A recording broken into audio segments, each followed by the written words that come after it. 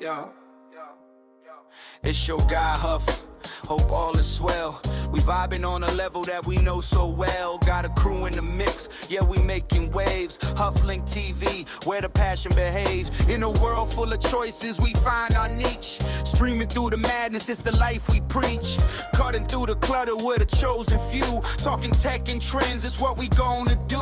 Gather round the screen, let's ignite the spark. From smart TVs to gadgets, we leave our mark. Exploring all the alternatives, you know what it is. Sharing insights and knowledge, that's how we live. Hufflink is the place where we come alive.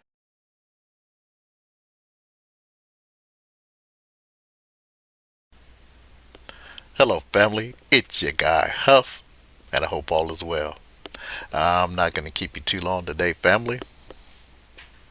Family, with restrictions of the Google and the Android TV, pretty soon we won't be able to do much.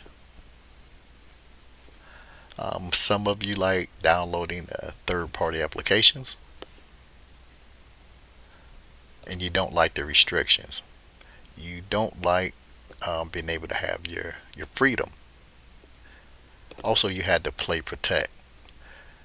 Now, family, these safeguards are put in place to protect us. That's what the claims they are making. To keep us from downloading miscellaneous malware that could be potentially harmful to our networks. Now, a lot of people are going to different devices that are called open source. They're not the true Android. So they come without the certifications, and they also come without the play protect. Now this can leave your network vulnerable. So I wouldn't be responsible if I didn't tell you safeguards against that. If I'm going to recommend devices that don't have the protect and play on it, I should be able to tell you ways that you can protect yourself. And there are two ways that you can do this. The second way is the way that I chose. The first I looked up, I said, okay, that's cool, but I wanted to take it a bit further. So family, I'm going to show you how you can keep on buying those open source devices and you won't have to worry about it. Let's get started.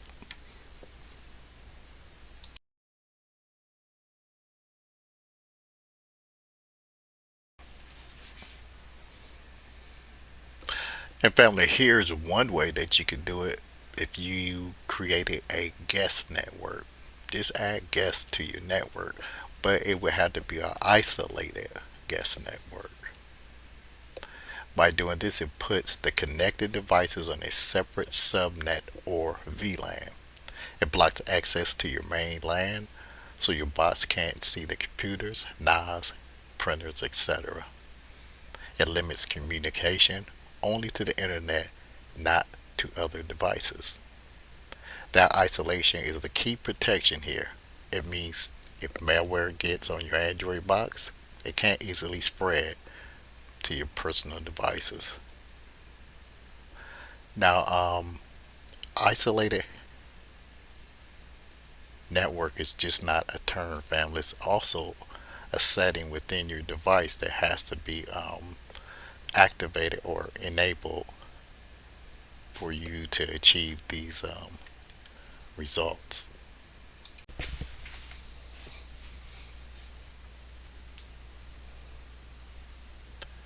Here's the thing, family, what it doesn't protect against. If your router guest isolation isn't strong, some guest devices can still see each other or ping your main network. Some cheap routers do this poorly. The malware could still spy on your traffic from your box if you log into your services or stream sensitive content.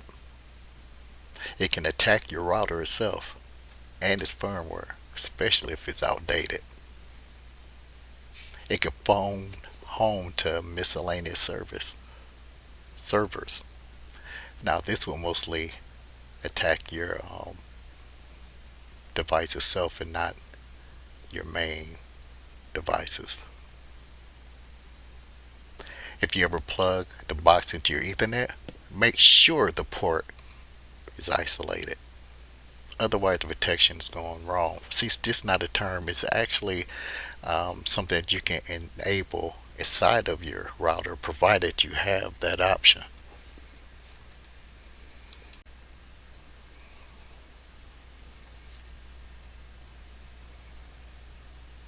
Now, if you do choose to do it that way, here are some best practices. Number one, double check guest isolation is enabled on your router settings. Number two, keep the router firmware updated. Number three, if possible, use firewall rule or VLAN to hard isolate the box. Some routers let you say guest internet only. Number four, don't reuse passwords or accounts you care about on that device. 5. Consider blocking outward ports or monitoring DNS requests for that device if you want extra safety. Bottom line, putting your open source Android box on a guest network is a smart, effective move that protects your main network from malware spreading, as long as your router actually enforces guest isolation.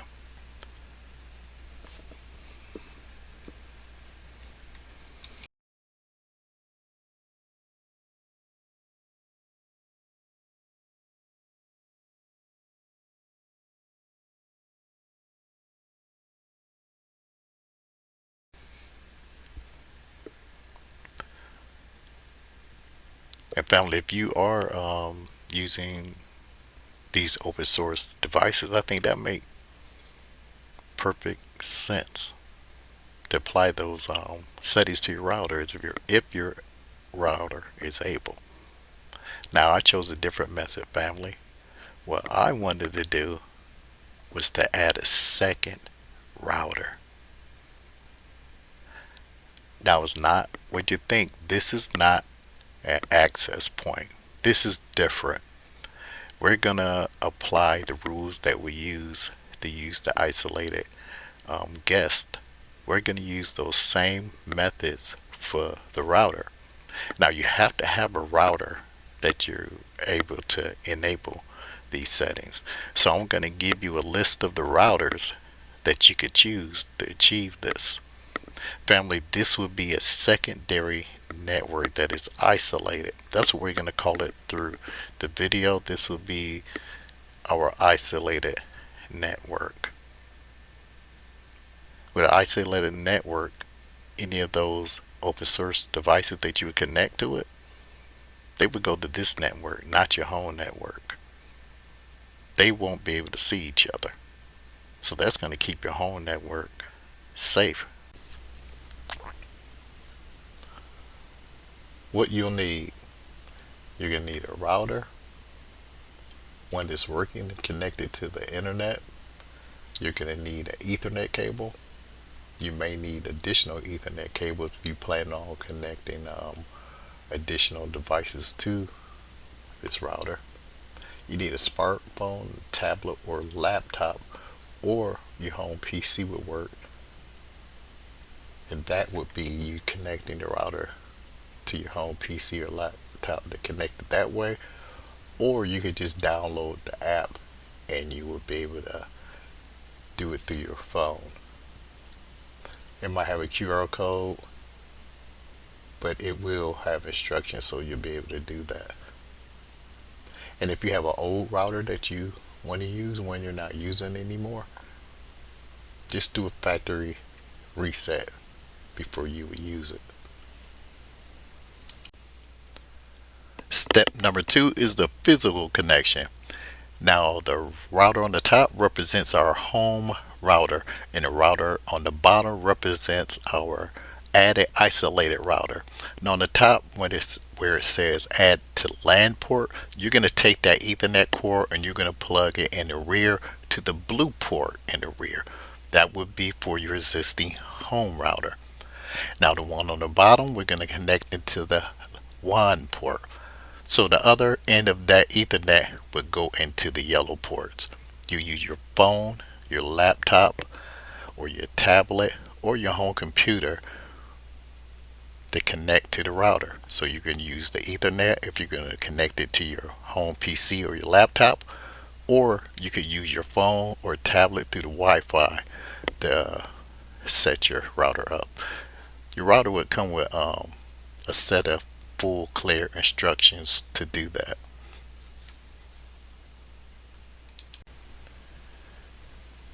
And family, the reason you keep seeing mentions of the TP-Link router, because this router is the one that I purchased.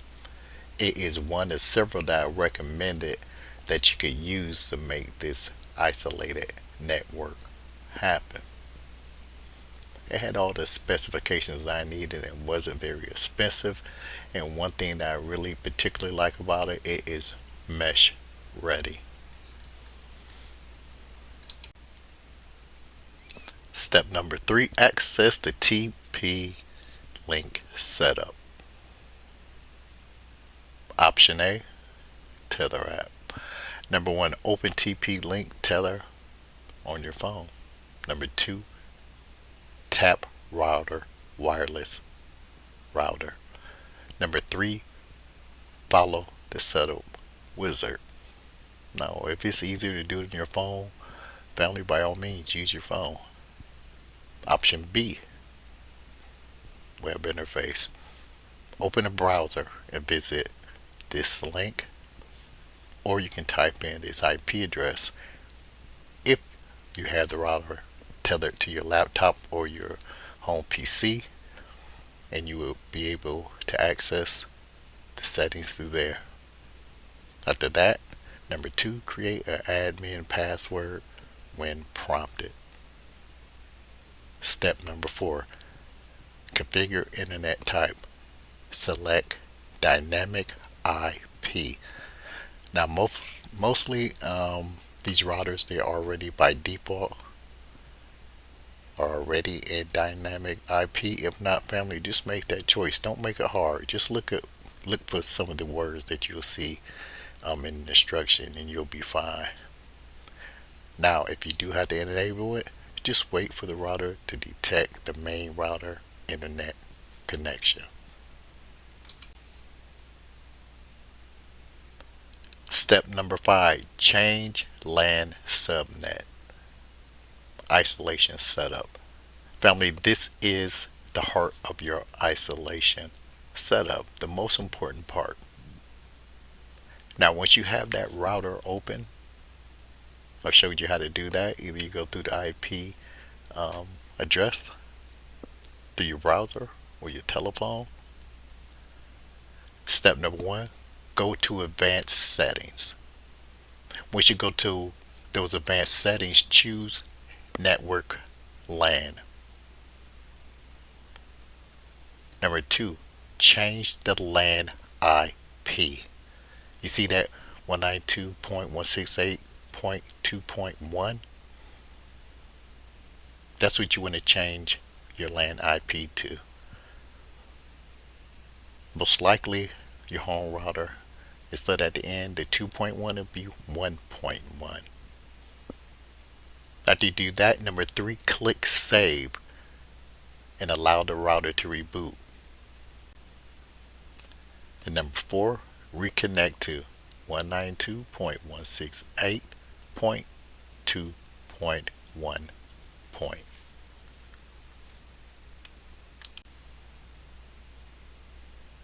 And family, we are getting there. Step number 6, customize Wi-Fi. Number 1, navigate to wireless basic settings. Number 2, rename your SSID to something clear.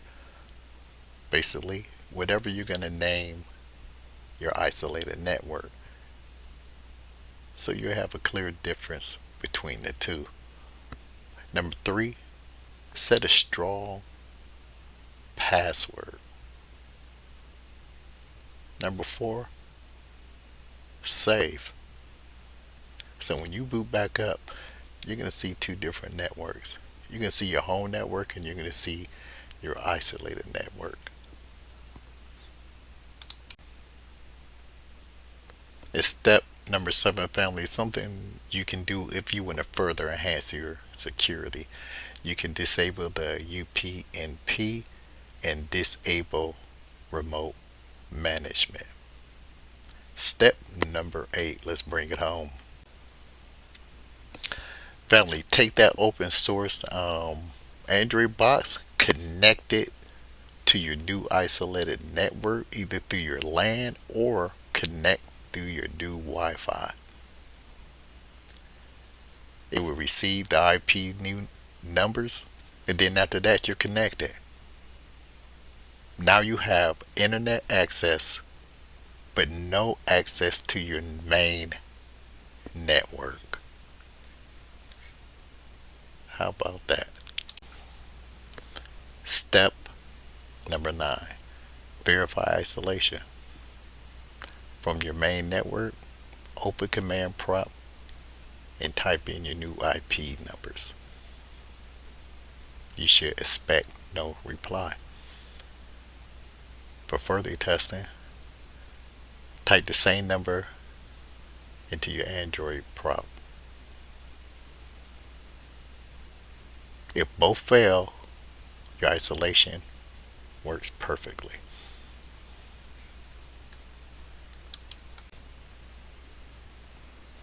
Family, I hope you all found this video very informing. I hope you learned something.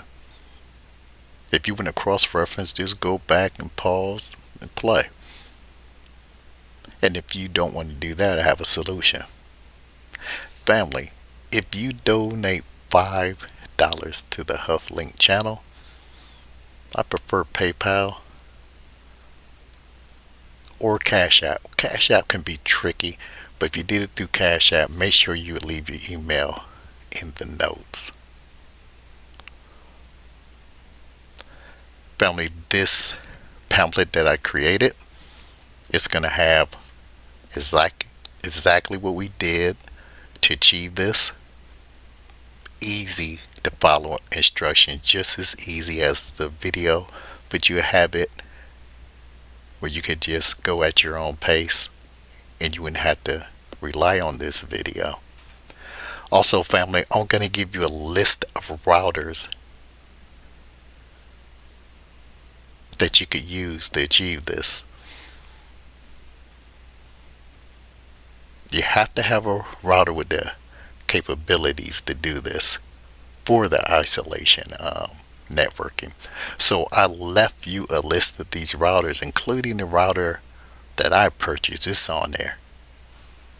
Also have other routers. Basically, I went from budget routers to something if you needed something more demanding. And on each entry, you'll see that I left a synopsis for each router, so you could make a decision how it will benefit you best. And I left some other routers like travel routers. I made a whole list of routers that are good for 2025. And not only that, you can click on each one. It's attached with a link. It's going to take you to the store where you can purchase those routers.